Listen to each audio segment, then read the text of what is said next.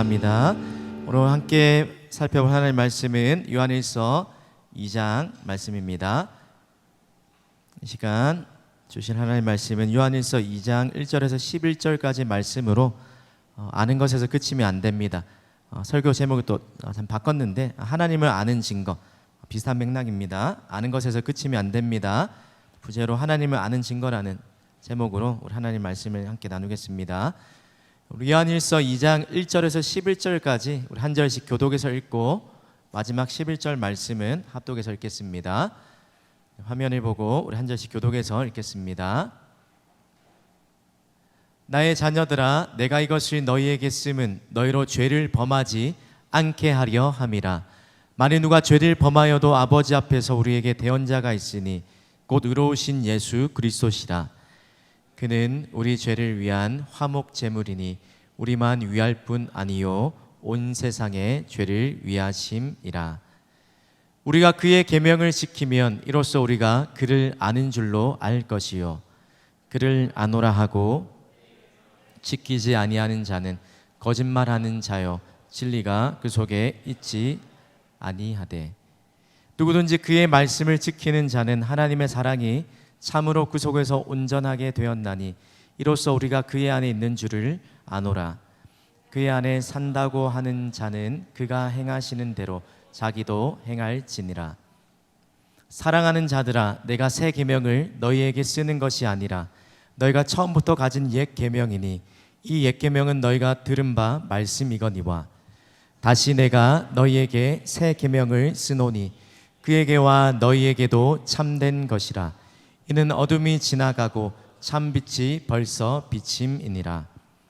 빛 가운데 있다 하면서 그 형제를 미워하는 자는 지금까지 어둠에 있는 자요 그의 형제를 사랑하는 자는 빛 가운데 거하여 자기 속에 거리낌이 없으나. 우리 함께 11절 말씀 있습니다. 시작. 그의 형제를 미워하는 자는 어둠에 있고 또 어둠에 행하며 갈 곳을 알지 못하나니 이는 그 어둠이 그의 눈을 멀게 하였음이라. 아멘.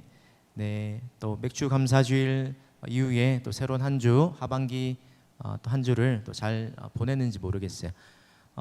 오늘 또 예배 드리기 전에 우리 공동체 오늘 방학 기간 동안 또 온 지체가 있거든요.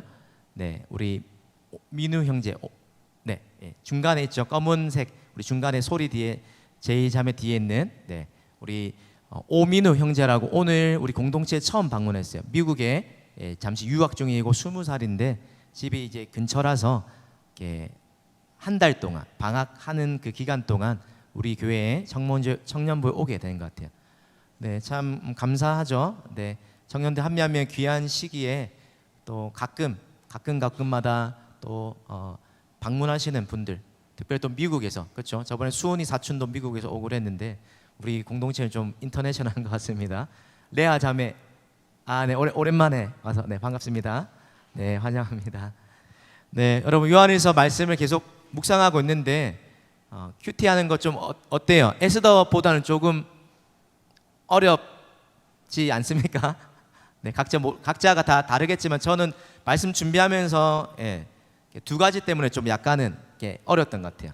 첫 번째는 이게 좀 그냥 잘 읽으면 너무나 뻔한 이야기처럼 느껴지기 때문에 여기에 뭐 구차하게 뭐 이렇게 더 부연 설명을 할 필요가 있을까 그런 생각이 들어서 또 너무나 분명한데 오히려 빙빙 돌려 말하는 게 아닐까 그런 생각 때문에 그랬고요.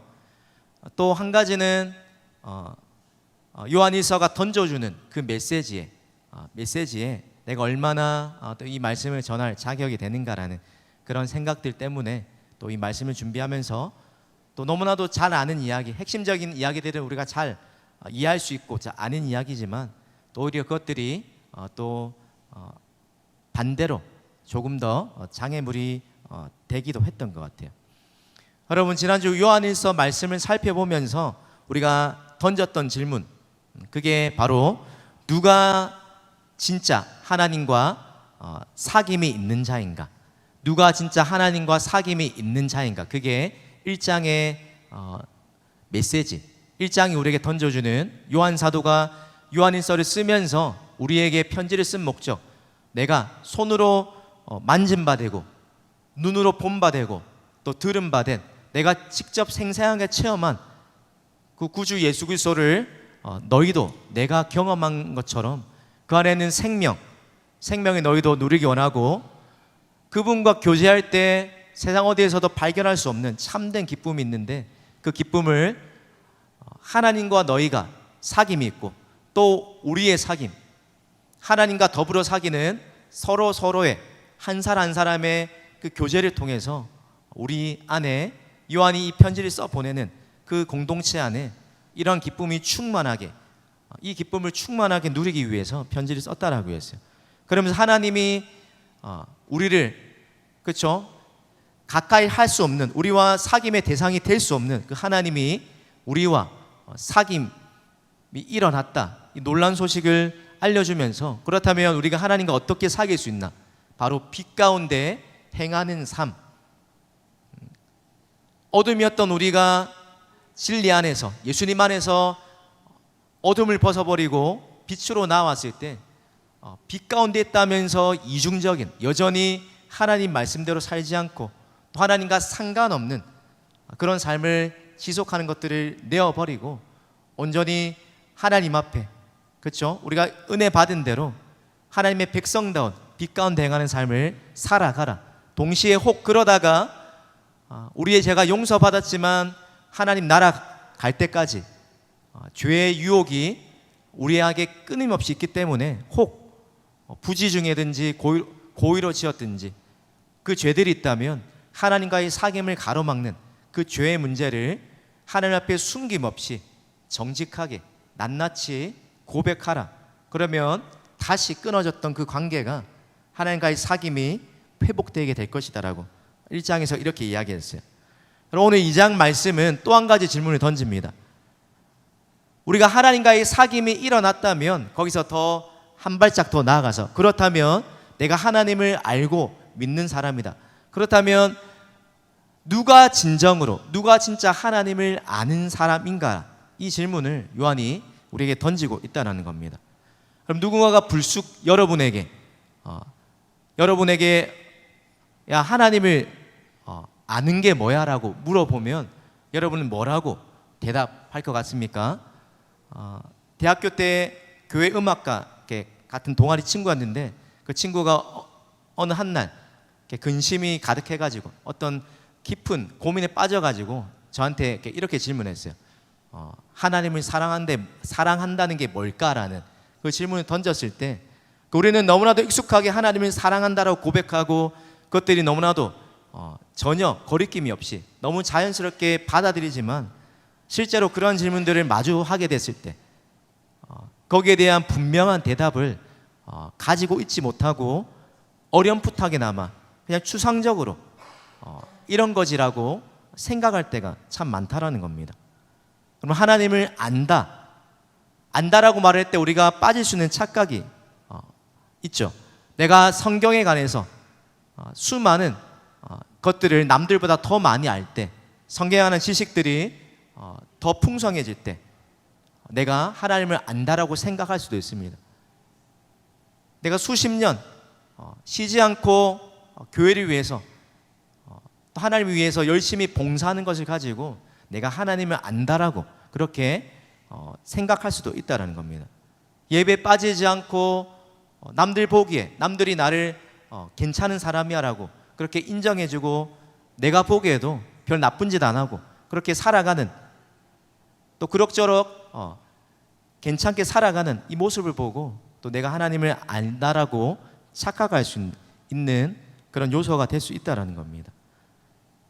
또 기도할 때 큰 소리로 기도하든지 우리 안에 뜨거운, 남들을 경험하지 못한 뜨거운 어떤 감정적인, 그렇죠, 그런 체험들, 또 수많은 기적들, 이런 것들을 체험하면 내가 하나님을 만났다, 하나님을 안다라고 그렇게 이야기할 수 있는 데가 많지만, 그러나 그런 것들이 객관적인 증거가 될 수가 없다라는 거예요. 그럼 사도 요한이 살던 그 당시에도 하나님을 안다라고 말할 때 그렇게 착각했던 부류들이 있었다는 겁니다.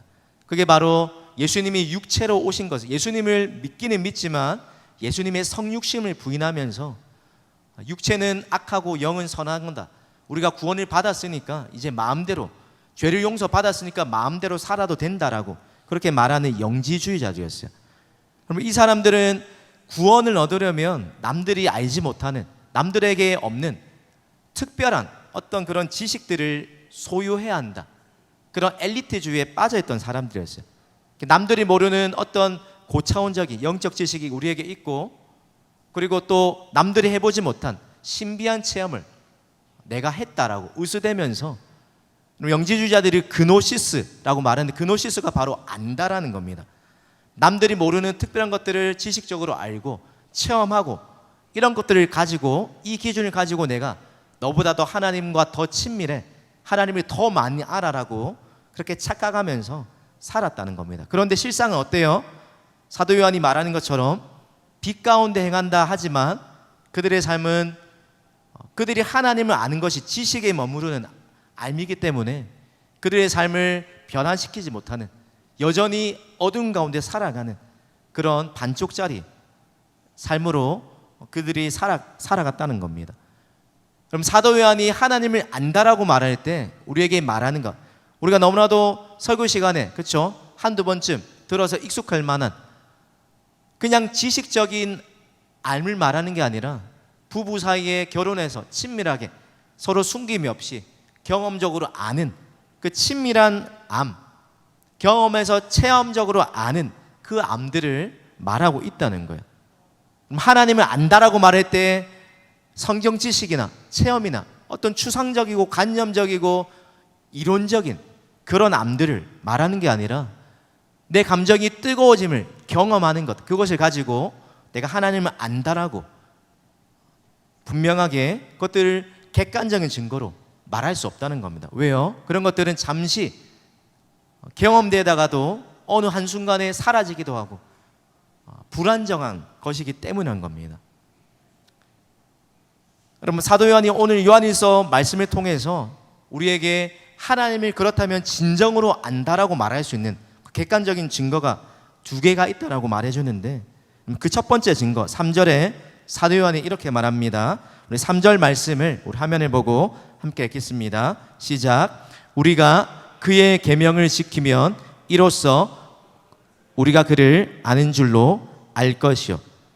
분명하게 말하죠.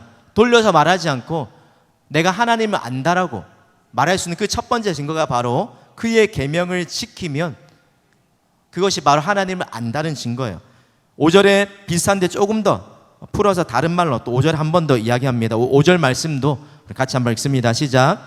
누구든지 그의 말씀을 지키는 자는 하나님의 사랑이 참으로 그 속에서 온전하게 되었나니 이로써 우리가 그의 안에 있는 줄 아노라. 똑같이 3절에서는 계명이라고 표현했지만 5절에서는 말씀을 지키는 자.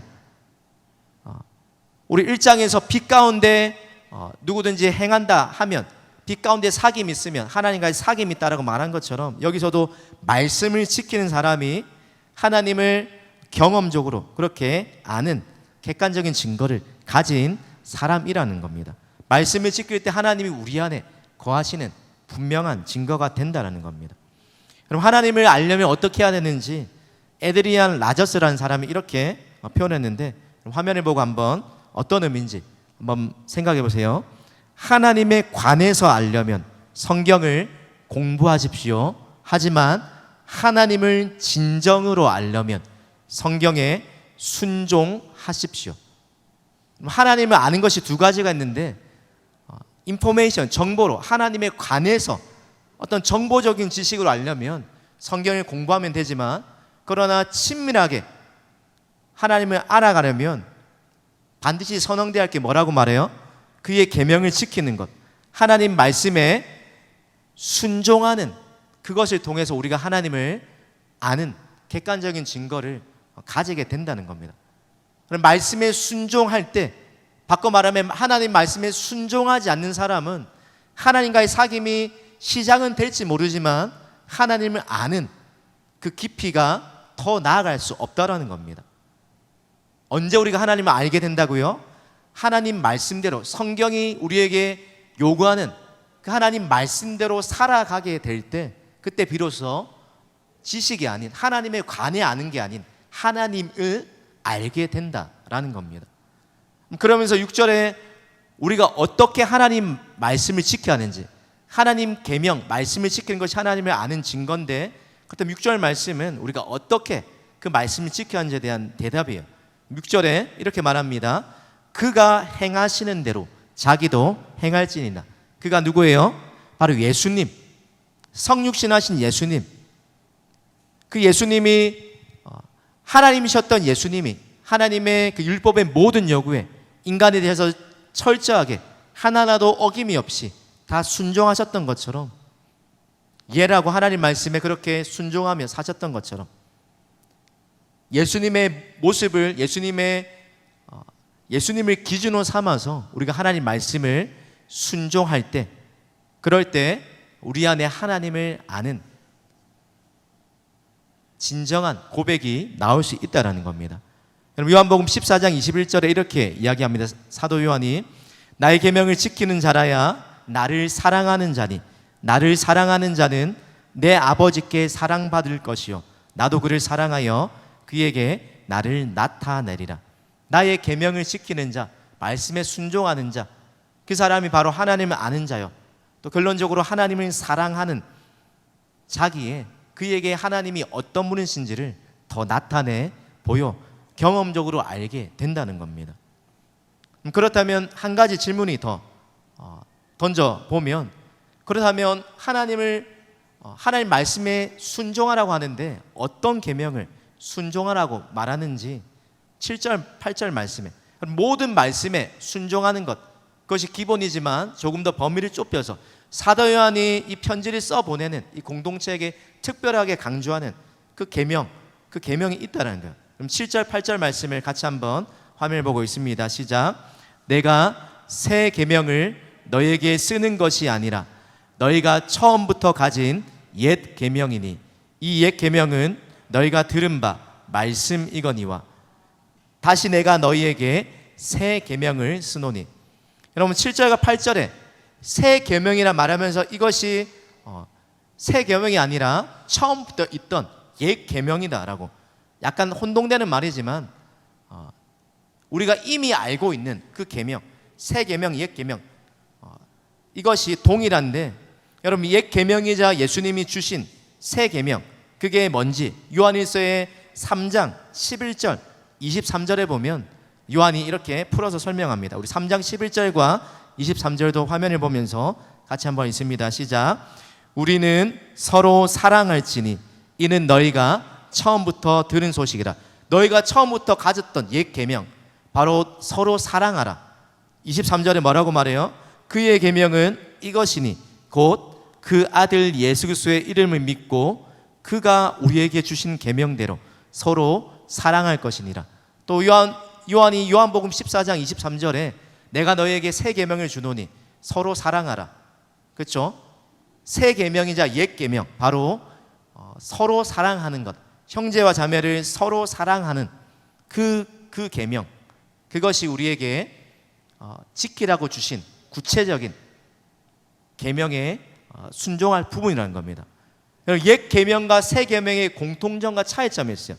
공통점은 똑같이 사랑하라라는 것이 공통점인데, 여러분, 옛 계명과 새 계명의 차이는 바로 사랑의 대상과 사랑의 수준, 그렇죠? 사랑의, 또 바꿔 말하면 사랑의 지경, 이것이 다르다는 겁니다.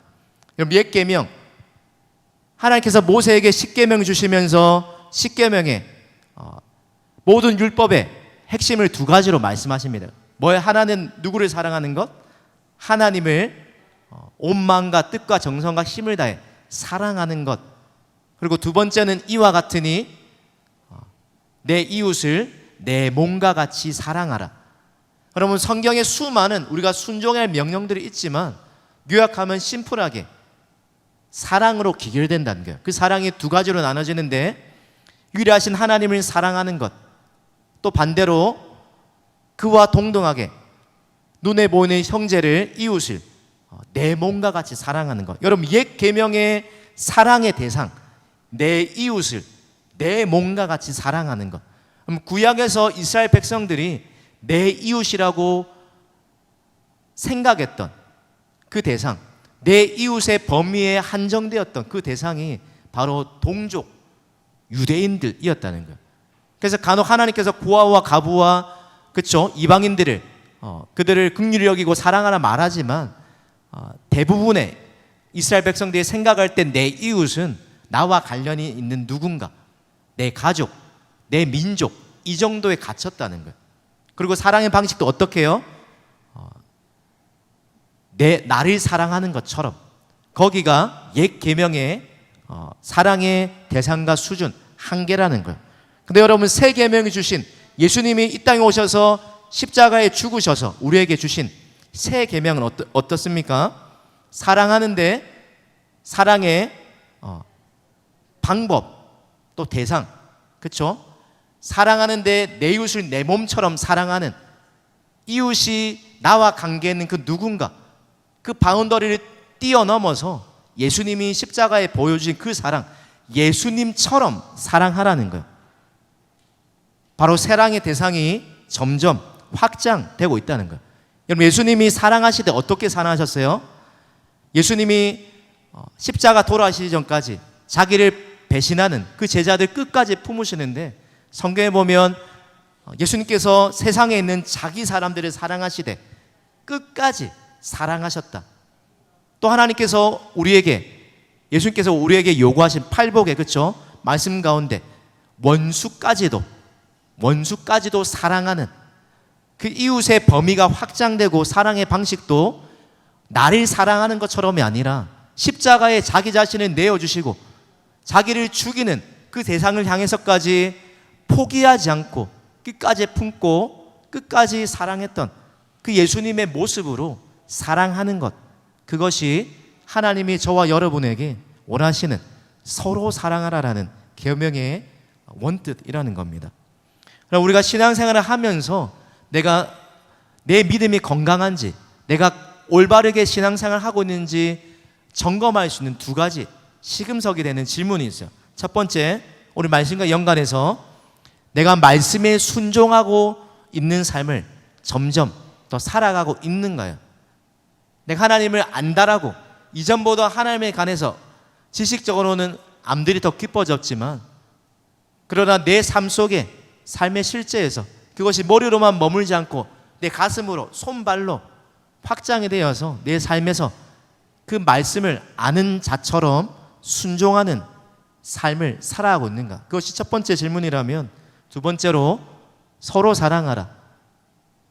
신앙생활 한 지 5년, 10년, 20년, 30년이 되어가면서 우리에게 열매로, 예수님이 열매로 그 사람이 어떤지, 좋은 나무인지 나쁜 나무인지 열매로 안다 말씀하셨는데 성령의 9가지 열매 중에 특별히 여러분 믿음, 소망, 사랑 항상 이 세 가지가 우리에게 있어야 되는데 그것이 하나님의 자녀 크리스찬이라는 분명한 표지인데 그 중에 핵심, 그 중에 제일은 사랑이다 라고 말하는 것처럼 내 안에 예수님을 알아가면서 그 예수님을 알아가는 지식이 경험적인 예수님을 아는 그 경험이 내 안에 점점 더 사랑을 풍성하게 만들어가고 있는가? 또 내가 사랑하는 그 대상, 사랑의 지경이 내가 품을 수 있는 그 대상이 점점 더 넓어지고 있는가?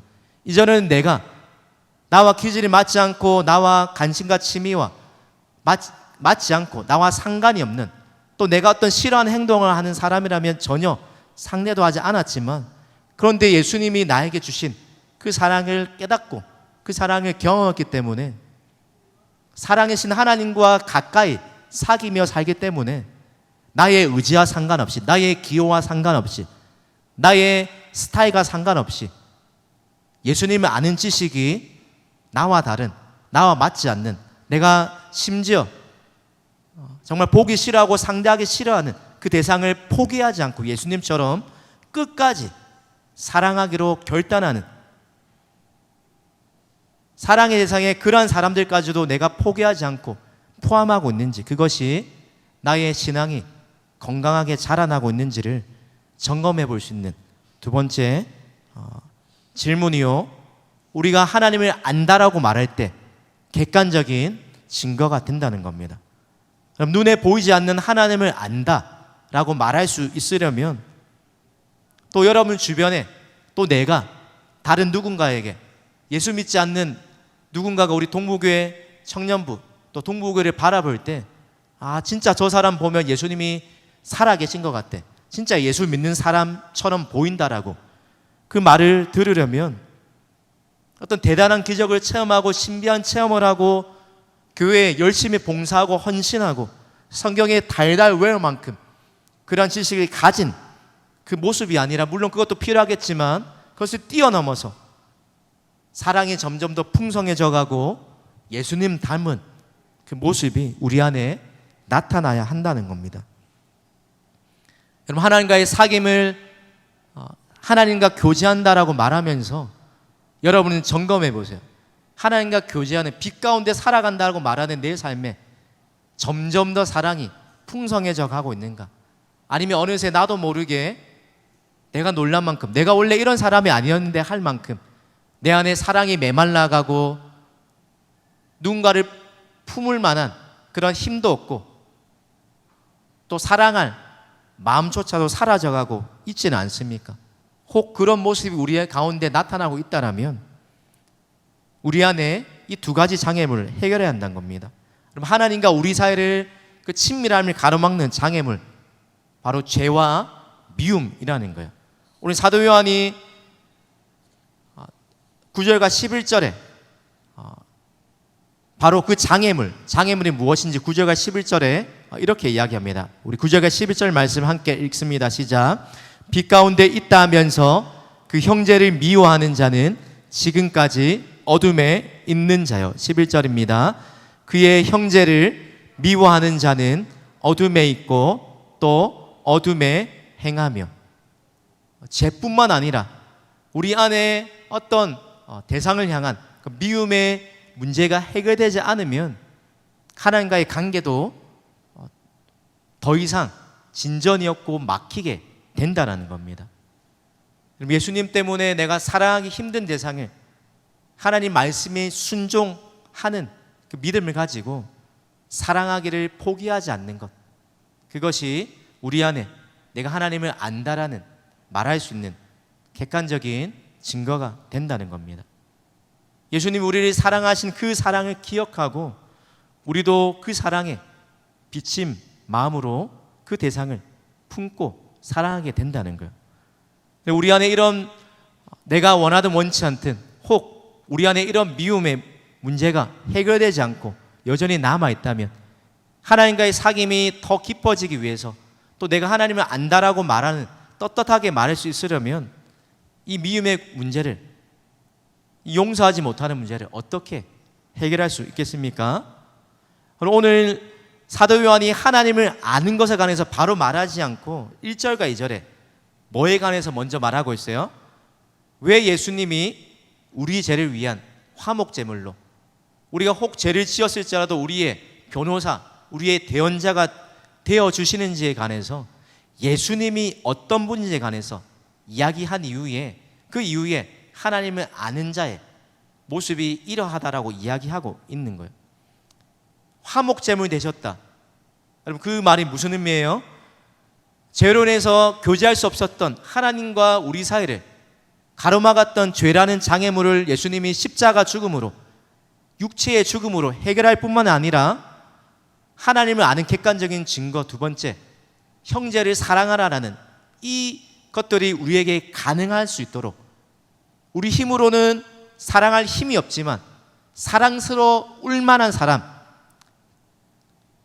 사랑함직할 만한 그 사랑만을 우리가 사랑하는 게 우리의 본성이지만, 그러나 하나님이 이 우리의 한계를 뛰어넘어 이 계명에 순종할 수 있도록 그 동력을 주셨다는 거예요. 바로 우리가 죄인되고 원수되고 아직 연약할 때 그리스도께서 우리를 위하여 십자가의 죽으심으로 우리를 향해 나타내 보이신 그 하나님의 사랑, 그 사랑을 깨닫고 체험하고 또 화목제물 대신 그 예수님의 보혈의 공로로 막혔던 하나님과의 관계뿐만 아니라 멀리 있었던, 에베소서 2장에 보면 전에 멀리 있었던 이방인과 유대인, 나와 상관이 없었던, 나의 이웃에 포함되지 않고 내가 상종하고 싶지 않았던, 그래서 사랑하라는 그 명령에 포함시키고 싶지 않았던 그 대상까지도 사랑하게 만드는 그 은혜와 능력이 바로 예수님의 보혈의 공로로 우리에게 가능하게 되었다는 겁니다. 설교를 마무리합니다. 여러분은 하나님을 안다라는 이 질문 앞에 떳떳하게 말할 수 있겠습니까? 우리가 신앙생활을 해가면 갈수록, 신앙의 횟수가 더해져 가면 더해져 갈수록 혹 하나님이 우리에게 원하시는 것과는 반대로 하나님을 아는 지식은, 하나님에 관한 지식은 많아질지 몰라도 실제 우리의 삶에서 하나님을 사랑하고 그 계명에 순종하고 그 계명에 순종함으로 나와는 다른, 나와는 맞지 않은, 나를 힘들게 하는 원수 같은 그 사람까지도 사랑하기로 결단하고 포기하지 않고 품기로 결단하는 그 마음이 저와 여러분은 가운데 있느냐 묻고 있는 것입니다. 여러분, 하나님이 누구신지 하나님을 안다라고 말하는 우리에게 세상이 저 여러분을 향해, 교회를 향해 보기 원하는 것, 그것이 뭡니까? 세상에서는 발견할 수 없는, 세상에서는 경험할 수 없는, 우리가 경험한 그 십자가의 사랑, 세상의 조건과 수많은 사랑스러울 만한 사람을 사랑하는 그 세상과는 다르게 십자가의 사랑을 경험한 우리가 하나님과 교제한다고 말하는 우리 안에, 내 안에 말로만이 아니라 조건 없는 그 주님의 사랑의 모습이 묻어나는지, 거짓이 없는 형제를 사랑하기에 힘쓰는, 잘 안 되다도 그렇게 살려고 몸부림치는 몸부림이 묻어나고 있는지, 세상이 할 수 없는 그 사랑을 해나가기를 결단하고 그 사랑이 교회 안에 있는지를 보기를 원한다는 것입니다. 여러분, 이 두 가지 객관적인 증거가 우리 안에 있을 때 바로 우리가 하나님을 아는 사람, 내가 하나님과 교제한다라고 말할 수 있다는 겁니다. 하나님 말씀에 순종하고 있습니까? 하나님을 알아갈수록 여러분의 삶에 사랑이 점점 더 풍성해지고 여러분의 사랑의 지경이 더 넓어져 가고 있습니까? 혹 그렇지 못하다면 어디로 돌아갑니까? 화목제물 되신 예수님이 보여주신 그 십자가의 사랑 앞에 다시 우리가 돌아가서 사랑 없는 우리의 모습을 하나님 앞에 정직하게 내어놓고 이 사랑 없는 우리의 마음을 그 주님의 사랑으로 채워달라고, 사랑하기 힘든 그 대상을 주님이 나를 향해 먼저 내어 보이신 그 사랑을 기억하게 하셔서 내가 받은 하나님의 용서를 다시 한번 떠올리게 하셔서, 나도 그런 자격이 없는 자였지만 나를 포기하지 않고 나를 변화시키신 그 하나님의 사랑으로 나도 누군가를, 또 미워하는 마음이 들만한 그 사람을 포기하지 않고 끝까지 품고 사랑하기로 결단해야 한다는 것입니다. 사랑하는 우리 진솔 청년 여러분, 우리 진솔 공동체가 또 하나님 앞에서 이런 공동체, 하나님을 안다라고 말할 수 있는, 하나님 말씀의 모든 말씀에 순종하되 특별히 사랑하라는 명령에 무엇보다 뜨겁게 사랑함으로 순종할 수 있는 공동체가 되기를 바랍니다. 뿐만 아니라 더불어서 우리 안에 특별히 또 새롭게 하반기 시작되는 하반기 순모임 가운데 때로는 때로는 그 모임들이 어려울 수가 있어요. 그러나 여러분, 오늘 또 순모임 때 잠시 서로의 기질을 알아가는 그런 시간들을 가지겠지만 하나님이 여러분이 그 순에 그 사람을 만나게 하신 것들은 저 여러분을 깎아서 다듬으시고 또 하나님 안에서 더 온전한 자로 세워가기 위한 하나님의 계획인 줄로 믿으시길 바랍니다. 우리 안에 이런 하나님을 아는 믿음, 이 객관적인 증거들, 이것들이 풍성하여서 하나님 보시기에 내가 하나님을 안다라고 말할 때 하나님도 나도 너를 안다라고 그렇게 분명하게 말씀하실 수 있는 그런 믿음, 그런 사랑이 풍성한 삶 살아가시는 우리 모든 진솔 청년들 되기를 주님의 이름으로 축복합니다.